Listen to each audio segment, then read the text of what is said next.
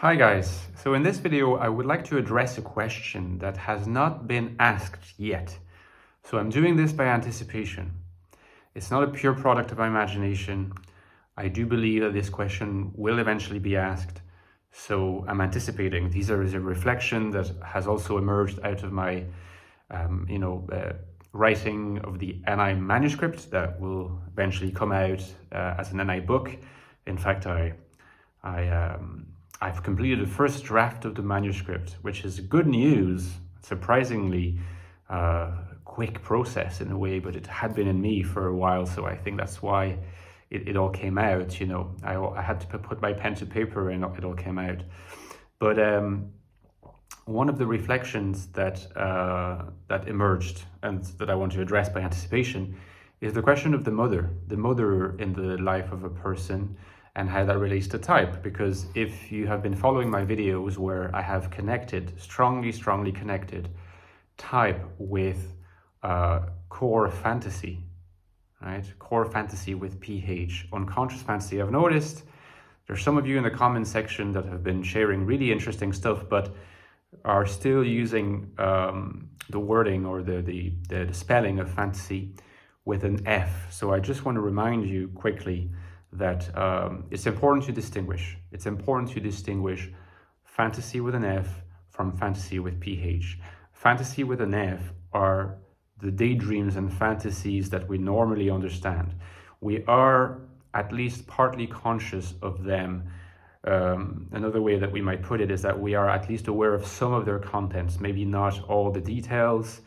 They can seem fleeting, like they are kind of, a distinction between fantasies with PH and fantasies with an F that you could also, suggest by analogy, is the distinction between the parts of the dream that you understand and the parts of the dream that you don't understand, but still very much has a meaning, still very much has a numinosity, as Jung would say, right?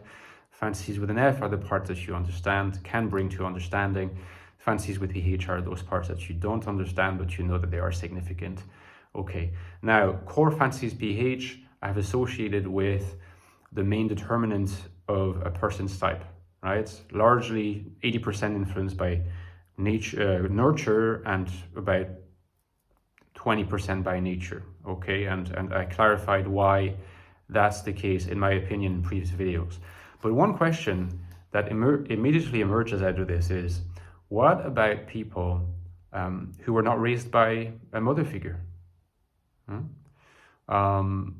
Maybe people who were not even raised by a woman, they were raised by a man. These people exist. Does that mean that they don't have a type? If the main variable of the core fantasy is the relationship with the mother in very early childhood, then how does that all work together, in the life of people who were not raised by a mother figure? Okay. People who were neither raised by their biological mother, nor possibly even by a woman who could have played the role of a substitute mother. All right.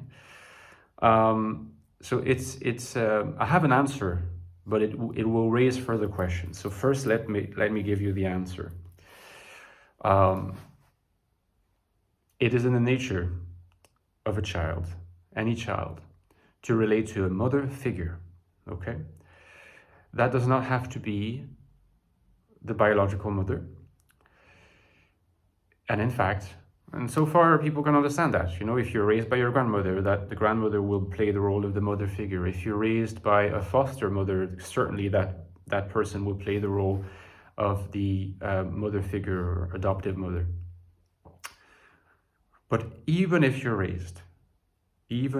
raised by a male person, if you're raised by a man, that person in the early months of life will also play the role of a mother figure for you. Now that might take some time to get used to as an idea, but it's not really a matter of debate within psychological circles, within psychoanalytic circles, psychiatric circles. If you like, if you're raised by a single parent, the parent, in a sense, what's tougher in terms of education and nurture for the single parent is that the single parent has to play both roles. Every single parent knows this. You're both playing the role of the father figure and of the mother figure, whether you're a single mother or a single father, more often a single mother raising the kids. She has to play the role of the mother and the father at once. And the man would have to play the same role. And certainly in the case of the early child, the child came into the world through being delivered by a mother, by a woman. So he was in the womb. That was not the father who did it. The child has, if you like, is born into the world with an instinct to continue relating to that mother figure, to that mother, biological mother.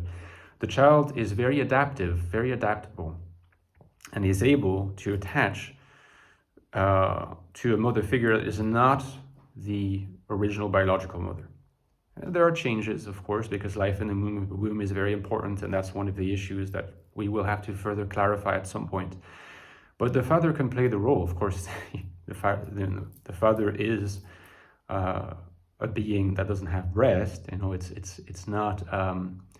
It's not insignificant that Freud himself sometimes called the male psychotherapist, any male psychotherapist as the woman without breasts, so think about that. A man as the woman without breasts. There are still substitutes for the breasts, milk bottles being the most obvious one. So the child is very adaptable, malleable, and can recreate a world of fantasy on the basis of having some figure. So it's far, far, far more important for the child's development to have an attachment figure that he can relate to as a mother figure, then a bit later as a father figure, and therefore as both.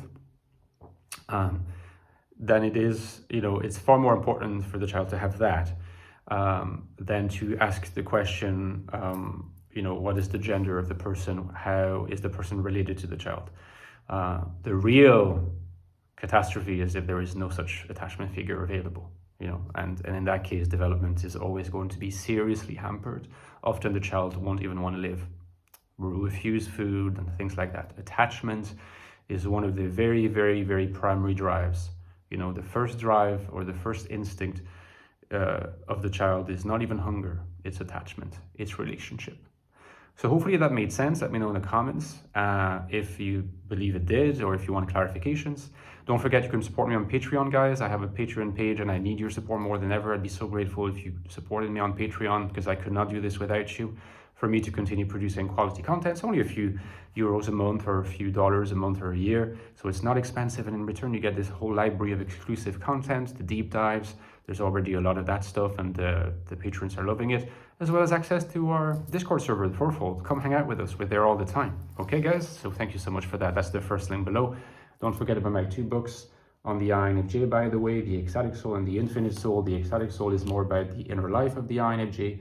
The Infinite Soul is more about the life of the INFJ in the world, how to find meaning, purpose, and value in a world that we often find as NI dominance quite hostile. It's a bit of sunshine, but definitely get these 2 books if you're interested in a deeper understanding of the INFJ. I think that they should be considered essential reading.